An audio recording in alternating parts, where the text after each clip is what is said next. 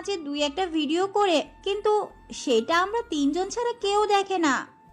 তো তাতে কি এমন হয়েছে? তোর আইডি পাস ছিল আমার কাছে, আমি দেখে ফেলেছি। এর জন্য এমন বিহেভ করবে? আর ওর লেখালেখি বিষয়টাও সবাই জানে না, তুমি সব ঘেঁটে দিচ্ছ। আচ্ছা, তো বান্ধবী মাঝ রাস্তায় বৃষ্টির মধ্যে পাগলের মতো ভিজছিল, সাহায্য করার আবার জডুরে মেয়েদের মতো ঝগড়া করা শুরু করে দেয়, তাই পাগল থামাতে এটা বলেছি। এর জন্য এসব বলবা? আর কোনো কথা ছিল না? শোন, তোর আলোকে বল আমাকে ধন্যবাদ আর ট্রিট দিতে, সাথে আমার কোট দিয়ে যেতে সুন্দর করে ওয়াশ করে। আমি কল করব, তুমি সরি বলবা। যদি সরি বলো তাহলে তোমাকে ধন্যবাদ বলতে বলবো। লাগবে না ধন্যবাদ, বলবো না সরি। অজ্ঞান হয়ে রাস্তায় পড়ে থাকতো, সাহায্য করছি আবার সরিয়ে বলবো। থাক, তুই তো আলু পটল তরকারি নিয়ে। ভাইয়া একদম ভালো হবে না, বলে দিচ্ছি। ভালোই ভালোই সরি বলে দে। বলবো না সরি কি করবি? বাবার কাছে বিচার দিব। দে, কে ধরে রাখলো? আমি বলবো সৌরভ দাদা বাবুর কথা, তার বাচ্চা মেয়ের হবু জামাই বলে কথা শ্বশুরের সাথে পরিচয় করিয়ে দেবে। তুই এত বাজে কবে হলি? যা, অমনি বাজে হয়ে গেলাম। আর হ্যাঁ শোন, আমি কাউকে সরি বলি না, তবু ভুলটা আমার হলে ভেবে দেখতাম। ভুল তোর। আলু সরি হোক বা ধন্যবাদ, সেটাও বলতে হবে তোর আলুর। মিসেস সেলিনা এসে বলে, এত বড় হয়ে গেছিস এখনো ঝগড়া করিস বাচ্চাদের মতন। তাড়াতাড়ি খেতে আয়, রাত কত হয়েছে খবর রাখিস? রাতের 11টায় বাসায় ফিরল আলিশা। নাহার বেগম খাবার টেবিলে খাবার বাড়তে বাড়তে বললেন, ফ্রেশ হয়ে আয়, একসাথে খাবো। মা দেখো, আমাকে এই মুহূর্তে কোনো প্যারা দিও না প্লিজ। আমি জানি তুমি এখন কোন একটা ইস্যু নিয়ে বলা শুরু করবা। প্লিজ মা, সারাদিন ক্লাস পড়া এসব করতে করতে আমি টায়ার্ড। কথা কম বলে তাড়াতাড়ি আয়। আলিশা ফ্রেশ হয়ে খাবার টেবিলে এসে চেয়ারে টেনে বসলো। নাহার বেগম আলিশার প্লেটে খাবার তুলে দিয়ে বললেন, কালকে বৃহস্পতিবার, কালকে তোর ফুপির বাসায় যাব বসুন্ধরা। আমি যেতে পারবো না আম্মু, সপ্তাহখানেক পর আমার এক্সাম, আমি খুব চাপে আছি। তুই বই নিয়ে যাবি সাথে, কিন্তু যেতেই হবে। জোর করো না আম্মু, আমার পক্ষে সম্ভব না। প্লিজ আম্মু, বারবার এক কথা বলবো না তো। আলিশা খাবার শেষ করে নিজের জন্য এক কাপ কফি করে নিয়ে পড়ার টেবিলে বসলো। বই খুলে বইয়ের পাতায় চোখ রেখে হারিয়ে গেল অতীতে। তখন সবে নতুন নতুন ক্লাস শুরু করেছে, কয়েক মাস হবে।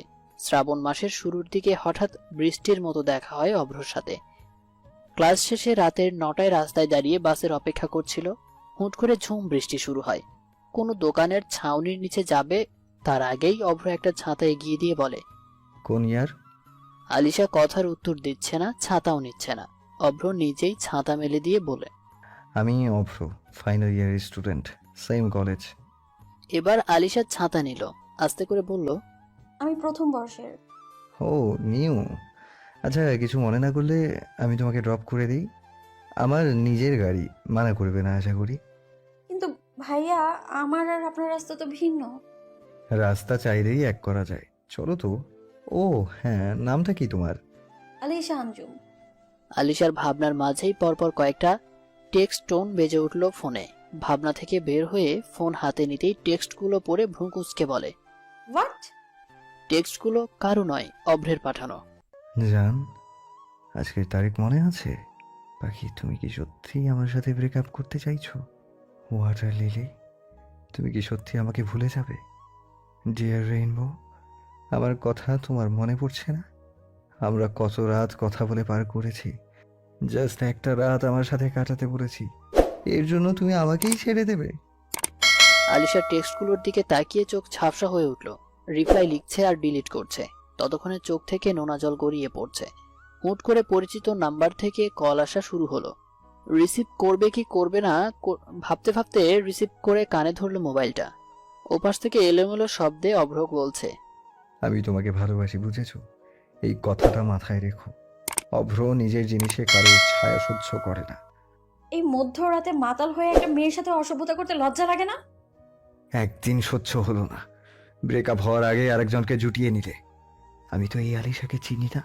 অভ্র, তুমি যদি ভাবো তোমার বাজে কথা আমি সহ্য করবো, তাহলে ভুল ভাবছো। নিজের মতো ভাবো সবাইকে। একদম কথা বলবি না। তোর সাথে বিয়ের আগে বাসর করতে গিয়েছি, তাই বলে ব্রেকআপ মেনে নিলি। তাহলে দিন দুপুরে অন্য ছেলের বাহুতে কি করছিলি? তোমার বাজে কথা শোনার মতো টাইম আমার কাছে নেই।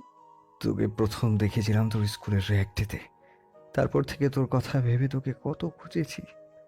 সেই আবার দেখা হলো আমার কলেজের রিইউনিয়ন অনুষ্ঠানে। তুই কেন আসলি সেদিন? তুই না আসতি আর না তোর সাথে আমার প্রেম হতো। আলিশা কল কেটে দিল। এখন কথা বলাই বেকার। হাঁটুতে মুখ গুজে কান্না করা শুরু করলো। সকালে নাস্তা করে বেরিয়ে পড়লো ক্লাসের উদ্দেশ্যে। আজ রাস্তায় তেমন কোনো গাড়ি নেই।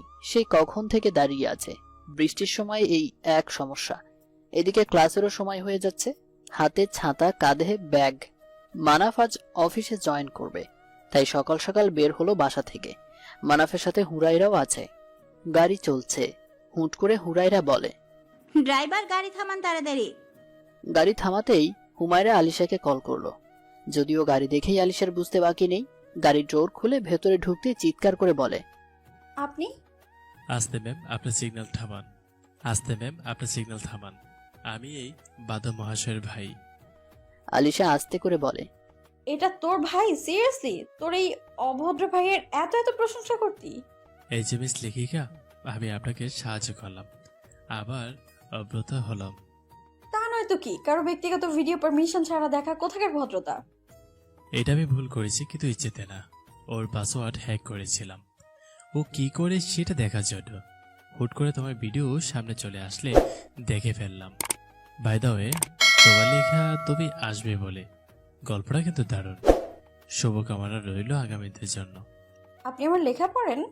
পড়ি মাঝে মাঝে, মোটামুটি ভালো লিখো, তবে আরও ইমপ্রুভমেন্ট দরকার। ব্যাপার না, চেষ্টা করলে হয়ে যাবে। আলিশা ছোট্ট করে বলে, ধন্যবাদ। কি বললে? শুনতে পাইনি, আবার বলো। হুমায়রা, কলেজ গেটে চলে আসছি তো, তুই নামবি নাকি থাকবি? ওদের আগে মানাফ নেমে গাড়ির ডোর খুলে দিল। হুমায়রা আর আলিশাও নেমে আসলো। দূর থেকে একজন শকুনের দৃষ্টিতে তাকিয়ে রইল। নিজের হাত নিজেই মুষ্টিবদ্ধ করে রাগ নিয়ন্ত্রণ করার বৃথা চেষ্টা করে পাশের দেয়ালে সজোরে আঘাত করলো। দেয়ালে আঘাত করলে আঘাত নিজের কাছেই ফিরে আসে, কিন্তু এই মুহূর্তে হাতের আঘাতের চেয়ে হৃদয়ের আঘাত বেশি, তাই অনুভব হচ্ছে না। আলিশা আগে চলে আসলো। হুমায়রা কি যেন বলছে মানাফকে। আলিশা ক্লাসরুমে ঢুকবে তার আগেই অভ্র আলিশার হাত ধরে টেনে একটু ফাঁকা জায়গায় নিয়ে আসলো। কি সমস্যা আপনার? মেয়ে দেখলেই টানাটানি করতে ইচ্ছে করে? ওই ছেলেটাকে আপনাকে কেন বলবো? বলতে হবে, কারণ এখন আপনারা ভাইরাল টপিক। আপনাকে কিছু বলতে আমি বাধ্য নই। অভ্র আলিশার হাত পেছন দিক থেকে ধরে নিজের একদম কাছে এনে বলে, তুই আমার, মানে আমার না হলে অন্য কারো না। তোর বিয়ে দরকার তাই তো? যা, কাল যাবো তোর বাসায় বিয়ে প্রস্তাব নিয়ে। একটা কথা আছে না, রাত গায়া বাদ গায়া। সো মিস্টার অভ্র, আপনিও সেভাবে আমার জীবন থেকে আউট হয়ে গেছেন। এখন তো আপনি আমার এক্স, আর হ্যাঁ, ওই ছেলেটা আমার প্রেজেন্ট। আলিশা অভ্র যতদিন বেঁচে আছে তোমার প্রেজেন্ট ফিউচার সব শেষ। তো ডক্টর আহিয়ান আনান অভ্র, আপনি স্ব ইচ্ছেতে আমাকে ছাড়বেন নাকি লোক জড়ো করব? অভ্র আলিশাকে ছেড়ে দিয়ে বলে, তোমার ঠিকানা একটাই মিসেস অভ্র।